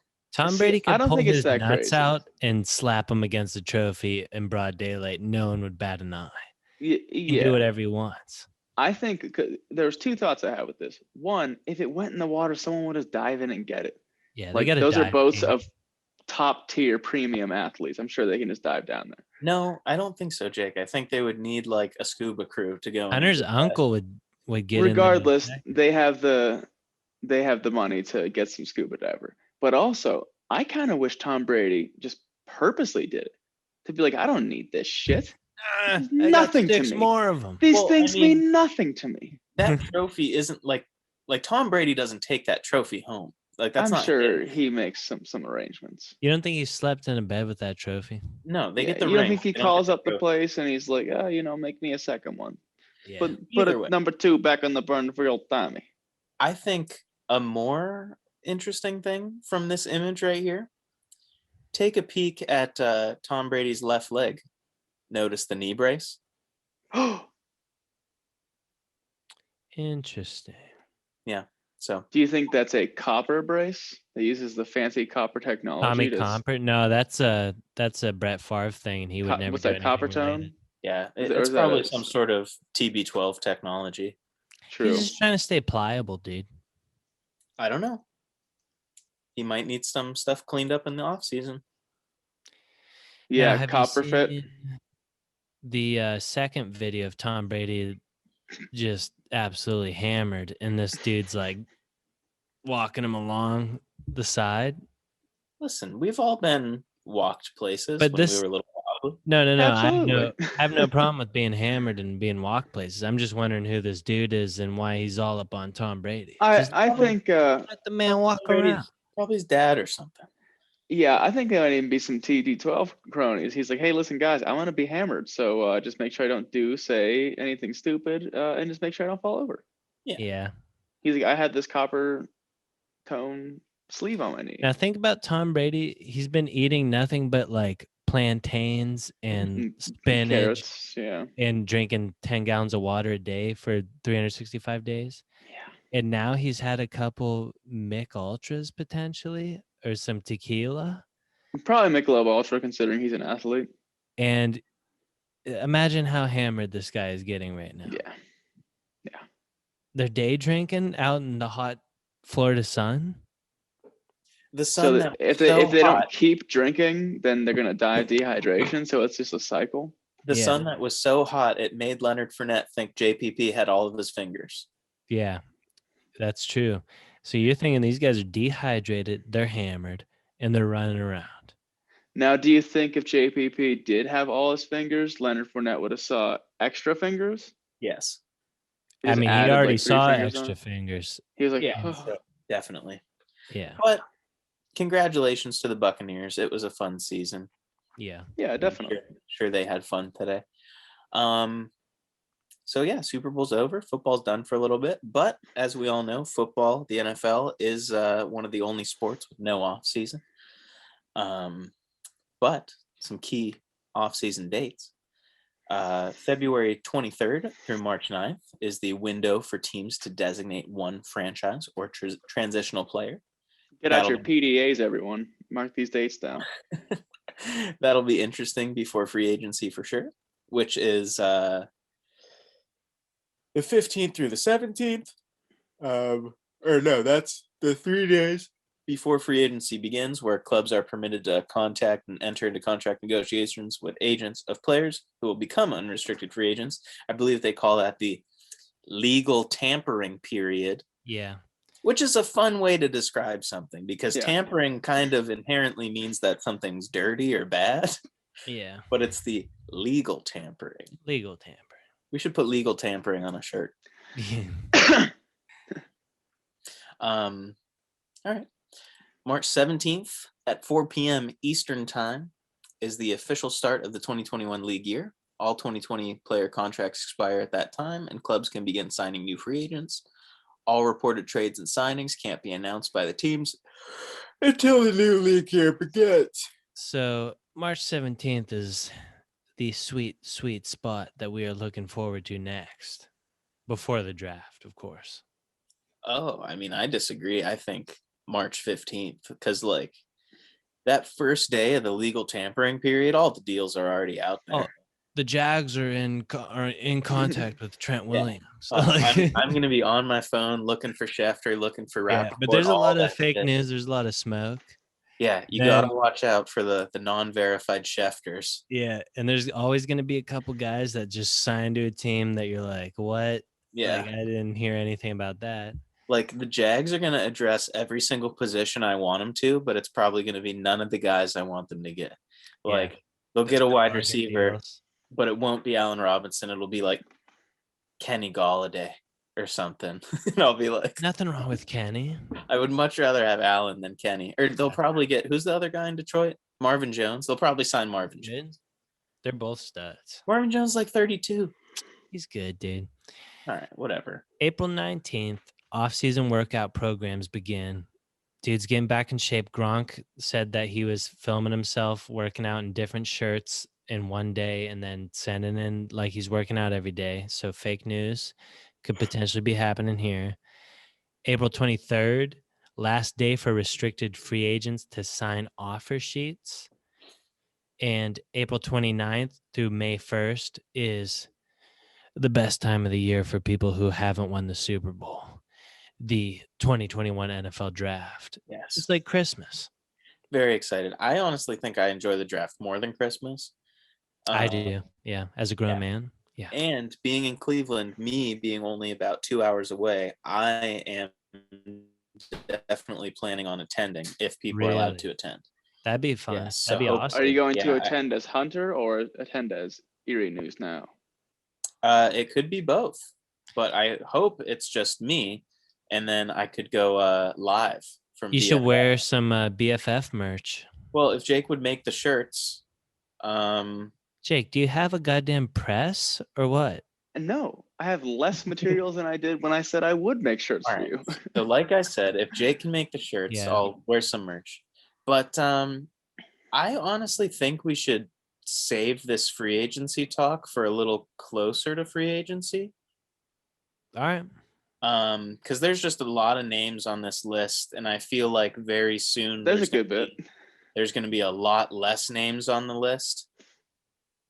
Yeah. Just because of like tags and all that stuff.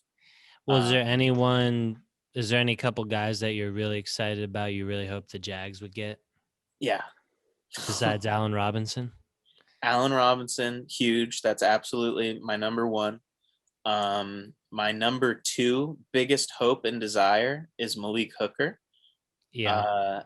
I think pairing Malik Hooker and Keanu Neal would be a crazy safety tandem. So if they could get Malik Hooker, Keanu Neal,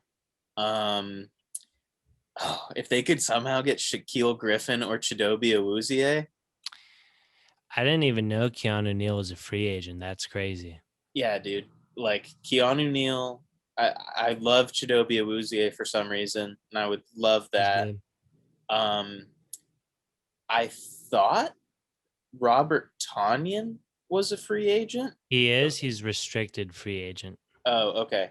So tight ends, the Jags, this is like a huge sore spot for them, always has been. I would like a Robert Tonyan, a Gerald Everett, and that's pretty much it. You don't care about Jonnu Smith? No. I think I really want the Bills to get Jonnu. I don't. Yeah, take him. Robert Tonyan, I really feel like the Packers are going to re-sign him. Yeah, me too. Absolutely. But yeah. But I like a Gerald Everett. I had forgot, but I did want to touch on, since you were listing some cornerbacks. I don't know if you saw what I sent you on Instagram, but the Broncos have released AJ Bouye. Yeah. Not a surprise. He is getting old, not really elite like he was for 2 years. I mean, sometimes the change of scenery, that eliteness will pop right out again. Yeah. So you never know. I really hope the Jags, or not the Jags, I hope the Washington football team doesn't re-sign Brandon Shreve, because I would like to see him and Forrest Lamp on the Jags. I would like to see them re-sign Cam Robinson. Yeah. But yeah, I mean, everything else, like I said, this whole list is going to be so different soon. Yeah, we'll see. A lot of this is just like, it's mainly I think this list will stay the same for the most part, except for the restricted free agents can definitely be signed in this period of time. I don't know. Like, I think people like Dak, I think he'll get either tagged or signed. Yeah.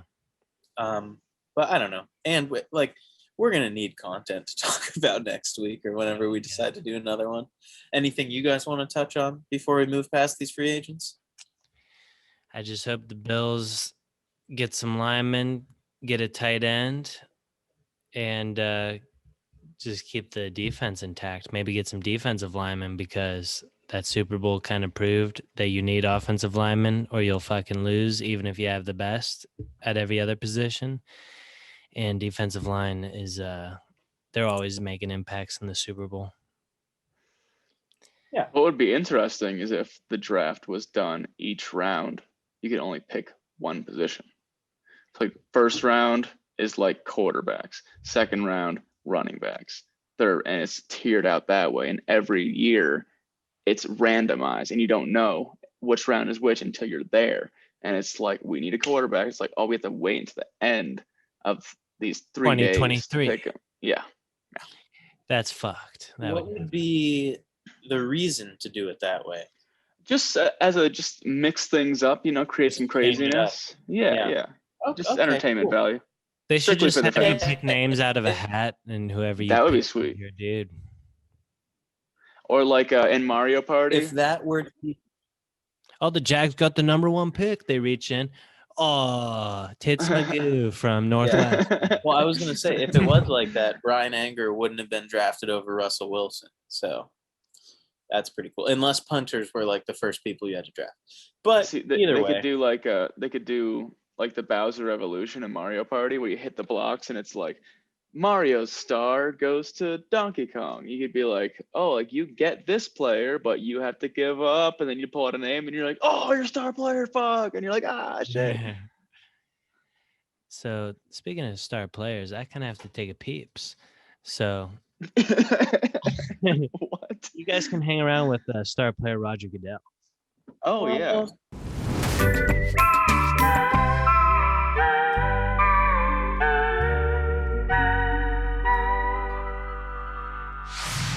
well, Packers merch of the week. We have a sweater that's not even really like green. It's like a black sweater. Totally black. With Aaron Rodgers' face on it with a big old mustache, and it says the most valuable player. I like everything about it except this isn't from like okay, that makes sense. Yeah. This is the Bleacher Report shop. I thought it was like from the Packers official merch store because I was gonna say this is a pretty simple design, and the hoodie doesn't look like there's anything special about it, and it's $65. I think that's a little much. Aside from the $65 price, I could be wearing this out in the clubs, dude. Just Aaron Rodgers' totally. face. Yeah, you totally could. Absolutely. But like I said, just little knock on that price. Like I feel like he looks like the meme where it's like this person was on meth, this person was on crack cocaine, and like the guy in the corner who's just happy kind of looks like Aaron Rodgers. Yeah. Okay. Yeah, I don't know. I just think you'd get much more bang for your buck with like the Aaron Rodgers tiki head versus this. Oh yeah, don't waste your money on this. Yeah. This is just a timely merch of the week because Aaron Rodgers won the MVP. But yeah, definitely get either the cheese head thong for your lady for $20 or get, maybe the dog tag or the tiki head is great. It's a great option. So next season, are we going to pick a new team to do merch for? Yeah. I think we should. Yeah, we could. Okay, cool. Get some new recognition out there. I feel like you could put Aaron Rodgers' face on that little tiny, like 360p meme that I put underneath it. About the heebie-jeebies? In the weed section. The weed section? Yeah, that could be Aaron Rodgers. Oh, I see it. Yeah. Oh, yeah, after the weed? Mm-hmm. So you're saying Aaron Rodgers smokes weed every day? Probably does, yeah. That's how he stays so calm and collected in the pocket. He's just really high. Tom Brady hasn't smoked weed in his entire life because he's dedicated to his craft. Wouldn't it be hilarious? He was like, fine, I'll try it. And then just becomes like a complete burnout. Just fucking gets super fat. People just see him like begging for change on the highway. He's like, I used to be the best quarterback of all time. And 7 then Super I found Bowl. Drugs. Married to Giselle. Once then I smoked the marijuana. Well, if Tom Brady did that, I think we would all say whoopsie.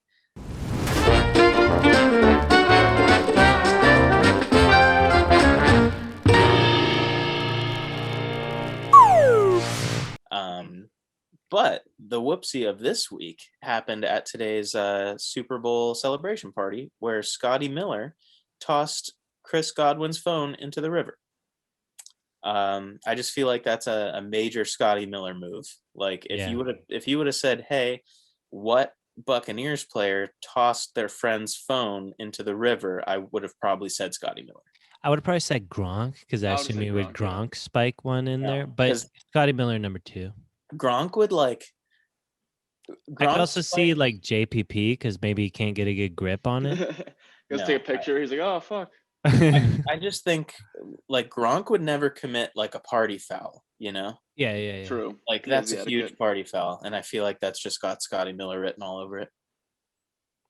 Now I will say again, Chris Godwin has enough money; he can pay some like YouTube treasure hunter dude to go down and just get it. Now, would you even accept that money, or do you want to just get Chris Godwin's phone and see what's on there, see the inside details of the I would just be NFL? like, yeah, give me like $50,000 and I'll get it for you. I really don't care. I don't care about the inside details. I'm one for keeping personal information personal. And Chris Godwin probably does use ExpressVPN.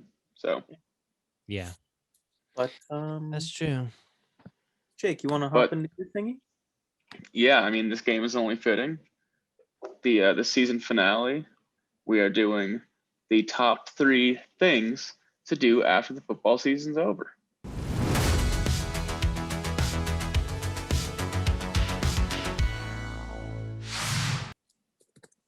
Pretty simple, but I know a lot of people are like, what do I do on my Sundays now? And we're going to tell you what to do. So we'll go, this was last week's order, so we will go Austin, Hunter, me. All right, so I'm number 1. Mhm. All right, so coming in at my number 3, I would say pool parties. No. You go there, you maybe like you don't have to watch football. You don't have to watch, football every Sunday now. So now you can go out, get some sunshine. There's titties out, get some drinks, get on a floaty, maybe take a nap. You could totally do that after football season. But if Maybe, you were doing that during football season, people would be like, what are you doing? Why aren't you watching the game? Yeah, they get inside, watch some highlights or something. But yeah, that's my number 3. So All right, Hunter. my Yeah. turn? I need 1 second. Yeah, take your time. Take your time, dude. Getting my picture. It's not like our dedicated listeners are waiting to hear some content and need to know what your number 3 is. Well, they're definitely not, because there's 5 of them. But Hey, there's like 15 if you make them watch 3 times each. my number 3 thing to do when football season is over is, actually I might save this one for last. Number 3 would be start doing a bunch of mock drafts. Because even though football is over, like we said, the draft being like Christmas for some people, it's just a great time of like hope and whatnot. And it's fun just to pretend to be your team and like put some stuff in there and see what could be, And Yeah. I think later on, a little before the draft, we'll probably all do our own mock draft and share that. So yeah, do a bunch of mock drafts. Totally. That is something you could do after football's over. But for my number 3, considering the Super Bowl is early February, what you should probably do after the football season's over is to do your taxes. Because you should have your paperwork by then, unless you're waiting for some Robinhood like Dogecoin documents. Hey, we don't talk about the taxes on the Dogecoins, Jake. So yeah, probably want to do your taxes. Don't forget about that, because time flies after the football seasons.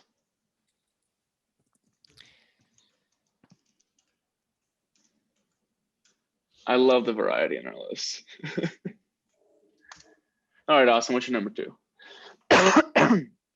So it's funny that you mention Dogecoin, because coming in at number 2 on my list is day trading Dogecoin.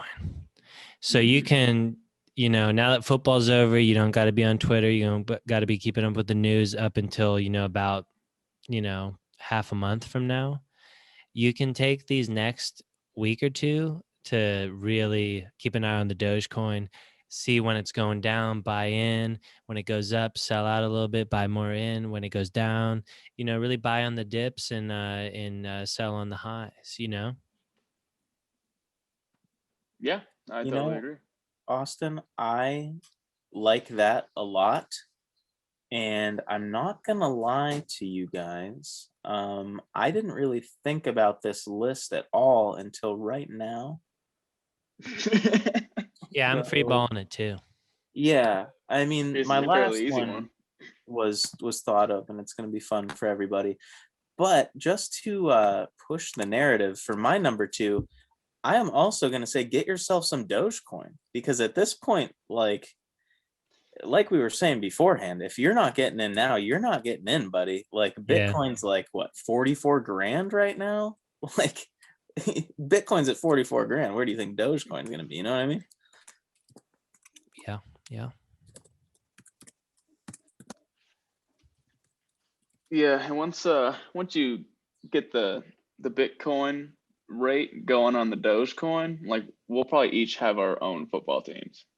Yeah. So we can just have our own mini league, just 3 teams, round robins, and just do it that way. But coming in at my number 2, since you'll have a full free day to do absolutely nothing, because that's pretty much what you were doing when the season was going on. You can commit 900 hours to Minecraft because it's an endless world, and once you get in, you don't get out. Yeah. As I learned from my high school friend Salmon, you can dive a lot of hours into Minecraft, no matter how intelligent you are or ahead of your time you are. Yeah, I just broke 900 hours like last week on my Jesus. Switch. Yeah. Yep, it's a lot, but that's what I had at Cooperstown. And the only thing I had to do for fun was play Minecraft. Good Lord. Yeah, it's fucked. The next closest is like Mario Party at 100 hours. All right. So coming in at number 1 on my list.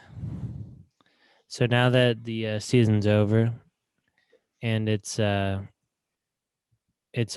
you got your Sundays cleared up, you can repent your sins to the good Lord, Ah, and you can start using that Sunday time for something that matters,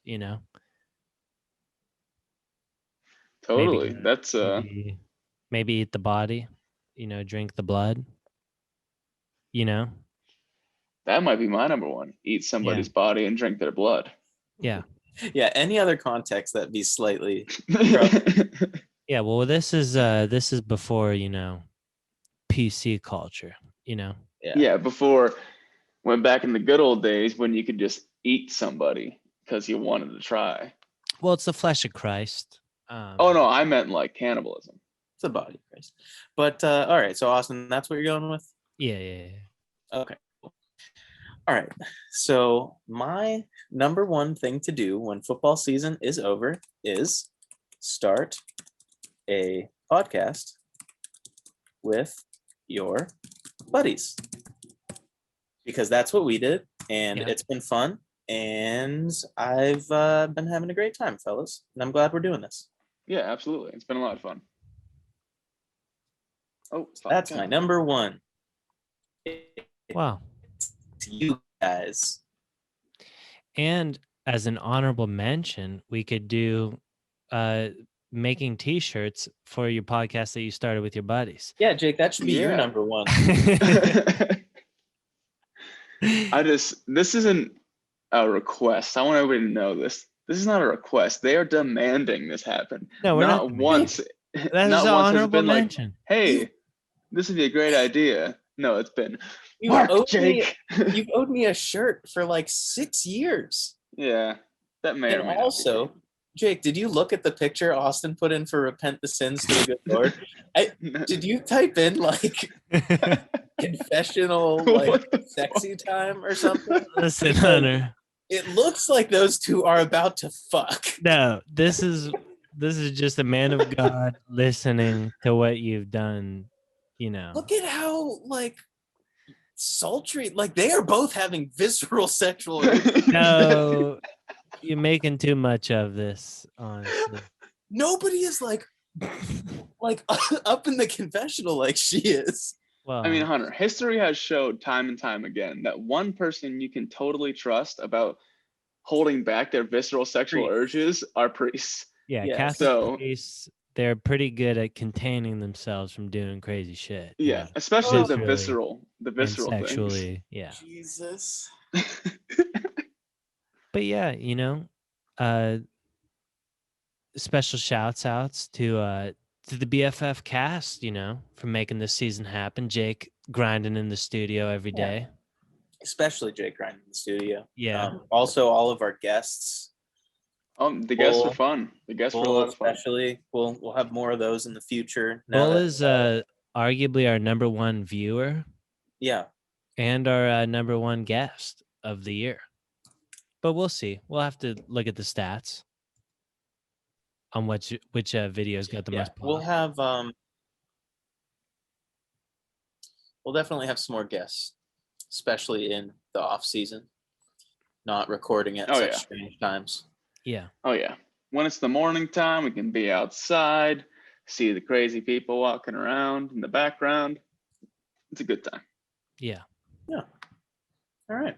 Well, I wish anything that else? was- You Well, guys I have need my to- number one. Yeah, Jake, what's your number one? And I wish yours was last because that'd have been a great wrap up. But things aren't perfect in life. And I also do have a dishonorable mention. Oh. Yeah. So my number one, since you have one day every weekend, Sundays, perfect for brunch. Best places for brunch are breweries. So you have plenty of time to try to go to every brewery in your state.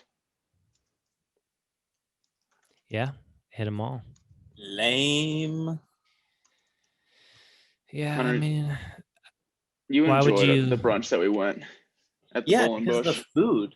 Yeah. And because it was a of brewery, other and it was reasons. I would have delicious. enjoyed anything we did. You know who wouldn't have? me. Casey. Casey. He didn't enjoy anything we were doing. Guys. So This going is- back to that Aaron Rodgers thing Jake popped in there, Casey should definitely be on one of those pictures. Totally. This is normal, right, guys? This is normal. What do you mean? Hiking and eating burritos? Going to get breakfast in the morning? Yes. Some would say that's normal. This is so weird, guys. No, that was a great time. I'm so But do you guys have any honorable or dishonorable mentions? no. No. Okay. Well, my dishonorable mention is read. Because Yeah. if you aren't reading now, just give up. You're not gonna start. Yeah. Just You a should be waste of time. reading- It's a Just a great waste of time. Playboys, reading Dogecoin magazine. I mean, throw an audiobook on and go get some real shit done. You don't Yeah. That are retain just as sitting there. much. Who cares I about can't read retention? It's about anything. speed, quantity. anything more than 140 characters, I'm not going to be able to read that. And I mean, do you remember every detail from books you read in high school? No. Nah. So like, if you're not gonna remember them for the rest of your life, like, why even remember it at all? Most of the time I'm reading, I end up just thinking about something else, and then I have to restart and go back. Yeah, exactly. And then soak My- any of it in. But like podcasts, I can listen to for hours on end. So I can Oh, yeah. retain audio way better than looking at some fancy pants words. Yeah.